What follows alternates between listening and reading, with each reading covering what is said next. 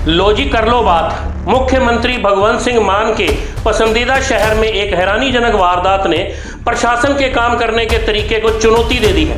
अब जवाब देने की बारी आपकी है। सिर्फ 1000 रुपये, जी हाँ, सिर्फ 1000 रुपये का कर्ज और एक मां ने अपनी जान दे दी।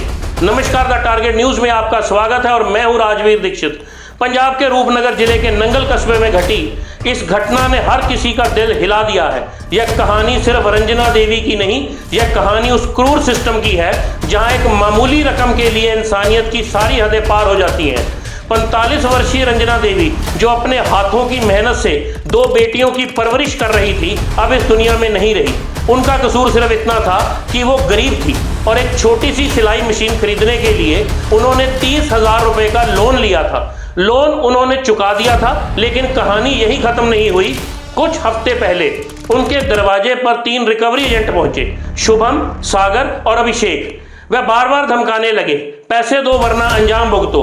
रंजना देवी ने उन्हें समझाने की कोशिश की कि बिचौलिए ने कर्ज का पूरा पैसा ले लिया था, अब अगर वह भाग गया तो इसमें उसका क्या कसूर है। आप बार बार तंग करने आ जाते हो। फिर भी परेशान रंजना देवी ने कहा उसके पास 1000 रुपये कम है, बस इतना कहना था। रिकवरी एजेंटों ने गालियां दी, धक्का मुक्की की और उन्होंने मोहल्ले में अपमानित किया। उस शाम रंजना देवी ने घर से निकलते हुए अपनी बेटियों से बस इतना कहा, आंचल खाना बना लेना, मैं अभी आती हूँ। और फिर वह कभी वापस नहीं आई। वो सीधे नंगल हाइडल नहर में पहुंची और छलांग लगा दी। अब पीछे रह गई सिर्फ 2 मासूम बेटियां, अंचल और उसकी छोटी बहन। अंचल ने कांपती आवाज में कहा, माँ हर दिन सिलाई करके मुश्किल से घर चलाती थी। वो हर किसी से कहती थी मैं अपना कर्ज खुद चुकाऊंगी, पर माँ हार गई उन लोगों की धमकियों से। यह घटना अब पूरे क्षेत्र में गुस्से की लहर बन चुकी है। लोग पूछ रहे हैं आखिर एक अवैध फाइनेंस कंपनी इतनी ताकतवर कैसे हो सकती है कि किसी की जान ले ले। इस मामले में एडवोकेट परमजीत सिंह पम्मा ने बताया, ऐसे कई निजी फाइनेंसर हर महीने 5 से 10% ब्याज वसूलते हैं।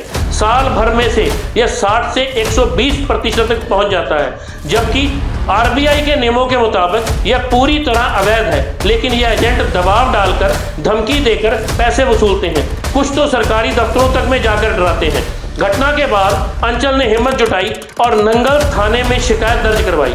तीनों एजेंटों शुभ, सागर और अभिषेक के नाम पुलिस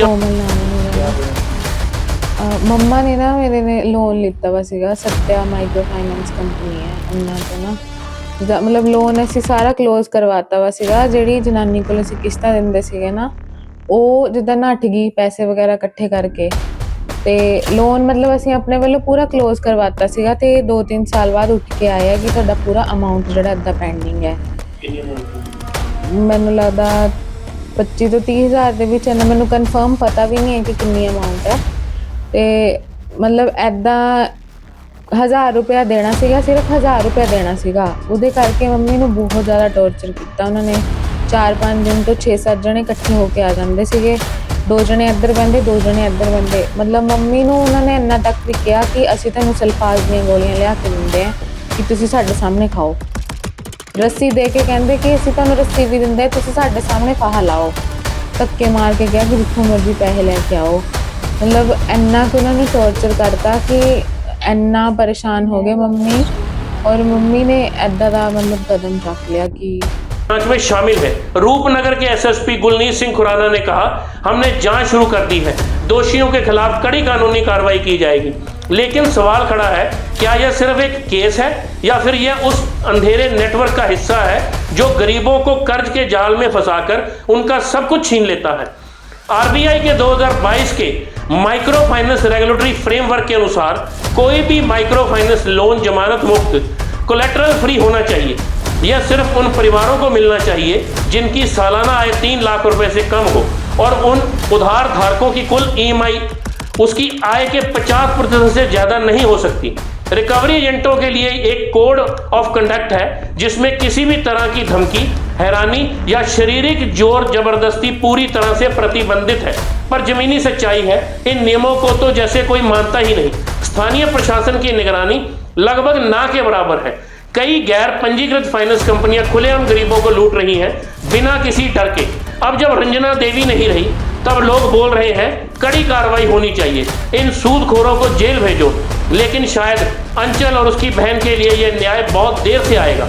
उसके चेहरे पर आंसू सूख चुके हैं, पर आवाज़ अब भी कांपती है। हमने अपनी माँ को सिर्फ 1000 रुपये के लिए खो दिया। यह कहानी हमें झकझोर पर सोचने पर मजबूर करती है। एक ऐसे समाज में जहाँ मोबाइल फ़ोन एक क्लिक में लाखों का कर्ज दे देता है, वहाँ एक गरीब माँ 1000 रुपये ना चुका पाने की वजह से अपनी जान दे देती है। क्या यह सिर्फ एक हादसा है, या फिर यह सवाल है हमारे सिस्टम, हमारे समाज और हमारी संवेदनशीलता पर? आवाज़ उठाइए, क्योंकि कभी कभी एक छोटी रकम एक बड़ी सच्चाई उजागर कर जाती है। द टारगेट न्यूज़ की इस खबर को शेयर व लाइक करते ही आपको मिलेगी एक और अपडेट सबसे पहले, और पीड़ित परिवार को मिलेगा आपका समर्थन। धन्यवाद।